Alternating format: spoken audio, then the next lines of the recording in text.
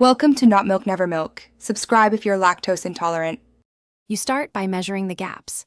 Note the millimeter differences at top, middle, and bottom so you know what to change. Once done, loosen hinge bolts just enough to allow controlled movement. Do not remove them. You will also check the latch and striker for play. Make minor adjustments to the striker first because that often corrects misalignment without moving the whole door. Make sure to protect paint with masking tape while you work, and have a helper hold the panel steady. Once the bolts are loose, you nudge the panel into place using small 1 to 3 millimeter shifts.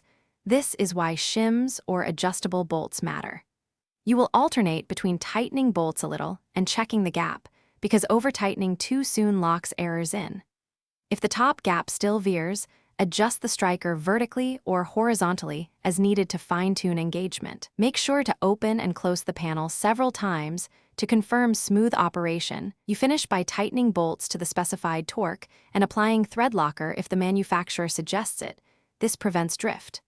Once secure, remove tape and inspect seals to ensure they compress evenly and prevent wind noise or leaks.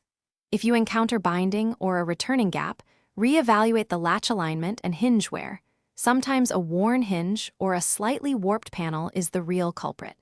As a troubleshooting tip, swap the panel temporarily with one nose straight to isolate hinge versus. Thanks for watching. If this was helpful, leave a like and consider subscribing. See you next time.